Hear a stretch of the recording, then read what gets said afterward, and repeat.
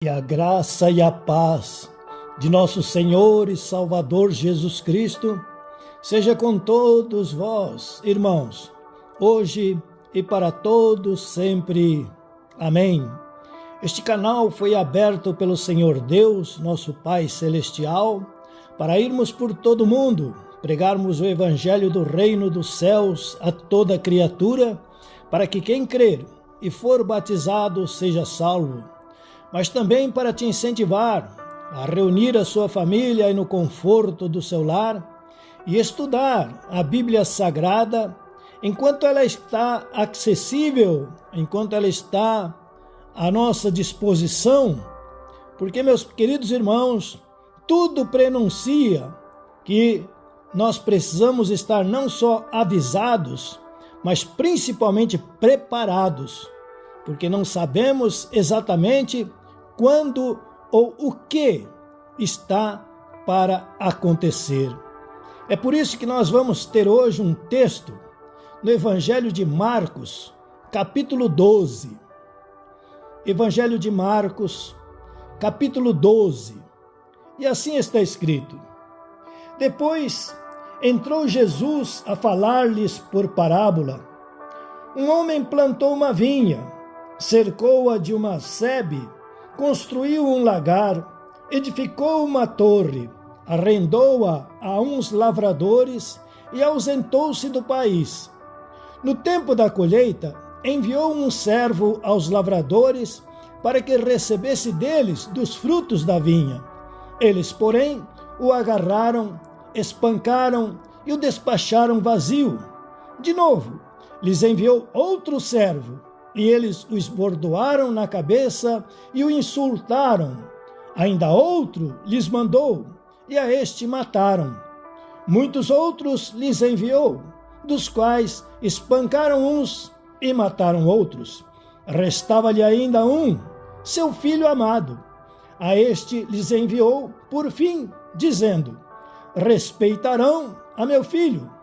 Mas os tais lavradores disseram entre si: Este é o herdeiro. Ora, vamos, matemo-lo, e a herança será nossa. E agarrando-o, mataram-no e o atiraram para fora da vinha. Que fará, pois, o dono da vinha? Virá, exterminará aqueles lavradores e passará a vinha a outros. Ainda não lestes esta escritura? A pedra que os construtores rejeitaram, essa veio a ser a principal pedra angular. Isto procede do Senhor e é maravilhoso aos nossos olhos. E procuravam prendê-lo, mas temiam o povo, porque compreenderam que contra eles proferira esta parábola. Então, desistindo, retiraram-se. Meus queridos irmãos, nós estamos prestes a passar por grandes acontecimentos. É a história. A história se repete e precisamos aprender com o que já aconteceu, porque tudo já está determinado e para tudo existe um tempo. E é por isso que o Senhor Jesus Cristo aqui está falando do tempo, está falando de Deus, está falando da sua fidelidade, da sua honestidade, está falando da lei. É por isso, meus queridos irmãos, que a palavra de Deus diz que os céus são os céus do Senhor, mas a terra Ele a deu aos filhos dos homens, a nós, a vocês. É por isso, meus queridos irmãos, que infelizmente nossos pais ancestrais, primordiais, Adão e Eva, se deixaram seduzir, se deixaram iludir pelo inimigo, pelo adversário, e então passaram de graça, gratuitamente, ao inimigo, ao adversário, esta terra, e tudo que ela produz, e tudo que nela se contém. É por isso que nós somos herdeiros, sim, mas somos herdeiros de pais fracassados, de pais que perderam tudo o que tinham, de pais que não ficaram com nada. Somos herdeiros de uma grande herança, mas não temos direito. Somos alijados de participar. Por quê? O inimigo, o adversário, usurpou, roubou e desonestamente adquiriu o controle desta terra. E é por isso, meus queridos irmãos, que nós temos visto tantas coisas ruins acontecerem. Por quê? O inimigo, o adversário, ele não tem nenhum ânimo, nenhum propósito, nenhum interesse em melhorar a terra e muito menos a nossa vida. Pelo contrário, talvez os irmãos já ouviram a expressão, ele é provavelmente o criador daqueles que dizem quanto pior, melhor. Daqueles que se alegram com a confusão, daqueles que têm prazer em ver sofrimento, dores, carência, necessidade, confusões, brigas, discussões. E é por isso que nós estamos aqui e estamos envolvidos, estamos fazendo parte, estamos aqui, mas o Senhor Jesus Cristo avisou claramente: vocês estão no mundo, vão ficar no mundo, vão permanecer no mundo, mas vocês já não são mais do mundo ou deste mundo. E é por isso, meus queridos irmãos, que nós precisamos estudar a Bíblia Sagrada, porque tudo isto para nós é praticamente um mistério, ou é também praticamente difícil de nós descobrirmos, de nós descortinarmos, de nós sabermos. E o inimigo, é lógico, vai fazer tudo para impedir o nosso conhecimento e vai fazer tudo para também, como fez com Adão e Eva, nos iludir e nos enganar, para que nós fiquemos acomodados e para que nós achemos que tudo é dessa forma, desta maneira. Não tem jeito mesmo. Este é o mundo, esta é a nossa vida. Não, meus queridos irmãos. A palavra de Deus está dizendo: depois um homem plantou uma vinha, cercou-a de uma sebe, construiu um lagar, edificou uma torre e arrendou-a a uns lavradores e ausentou-se do país. Aqui está falando do Senhor Deus Todo-Poderoso, que criou esta terra para vocês e para nós. Criou esta terra para nós. Nós somos herdeiros, nós somos os donos, nós somos os proprietários. Mas, veja o que aconteceu. No tempo da colheita, enviou um servo aos lavradores para que recebesse deles dos frutos da vinha. Eles, porém, o agarraram, espancaram e o despacharam vazio. De novo, lhes enviou outro servo. Eles os esbordoaram na cabeça e os insultaram. Ainda outros lhes mandou e a este mataram. Muitos outros lhes enviou, dos quais espancaram uns e mataram outros. Quando nós estudamos a Bíblia Sagrada, nós vemos aqui a descrição do que nós chamamos, ainda que um pouco errado, o Velho Testamento. Aqui está praticamente em síntese, aqui está bem reduzido o Velho Testamento. Então, depois do desastre do Jardim do Éden, depois em que Adão e Eva não somente perderam, mas praticamente entregaram ao próprio inimigo, ao próprio adversário, esta terra, então Deus, na sua infinita compaixão e misericórdia, começou a enviar profetas, começou a enviar juízes, começou a enviar pessoas habilitadas, capacitadas, para ver se o povo tomava uma decisão, ver se o povo gostaria de receber novamente a terra, de tê-la mesmo como sua propriedade, para dela zelar, para dela cuidar, como estava escrito no princípio.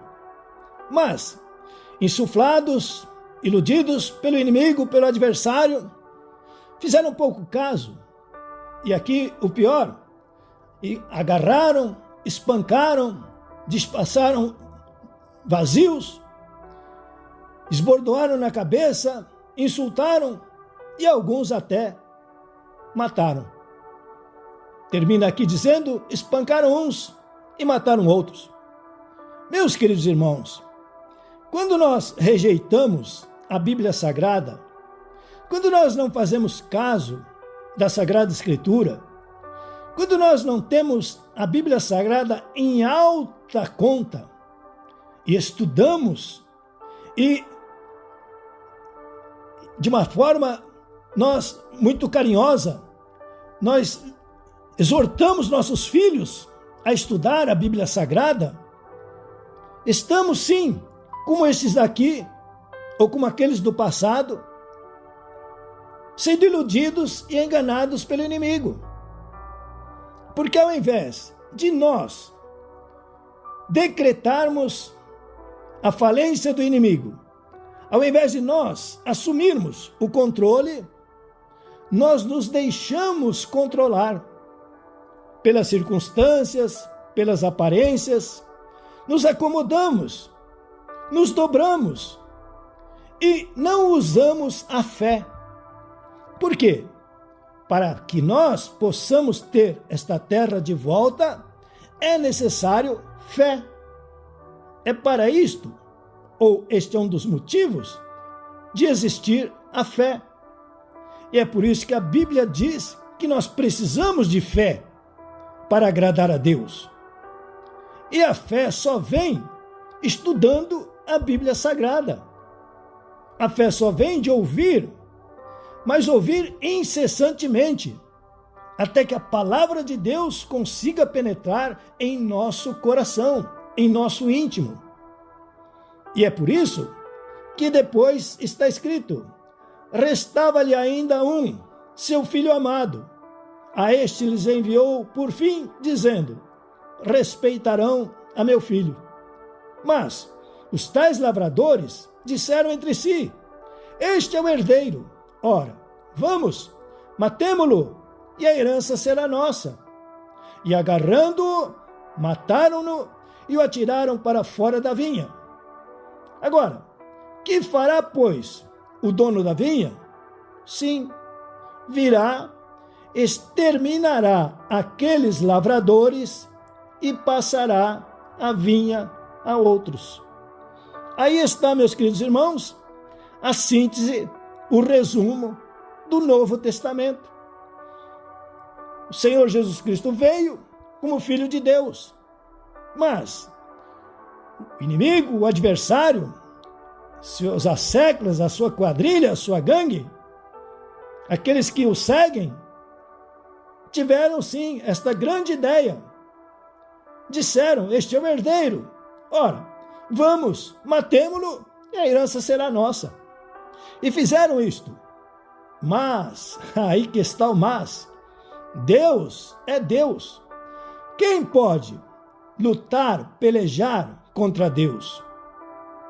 Quem pode sequer imaginar em se revoltar contra o Altíssimo, o Todo-Poderoso?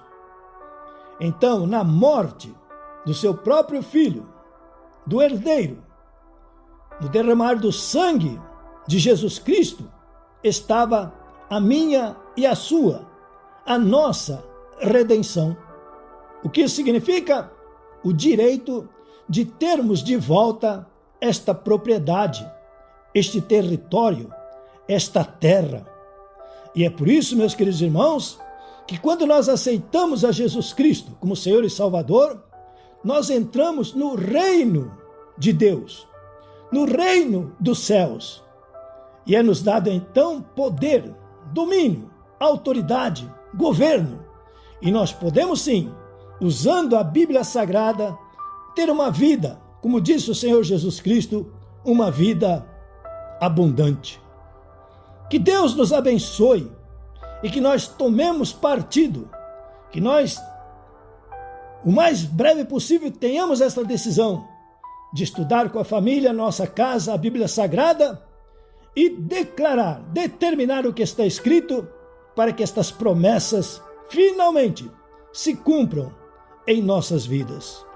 Nosso Deus, Pai Celestial, Deus Altíssimo e Todo-Poderoso, muitos inquirem onde está Deus, porque Deus não age, porque Deus não faz isso, não faz aquilo.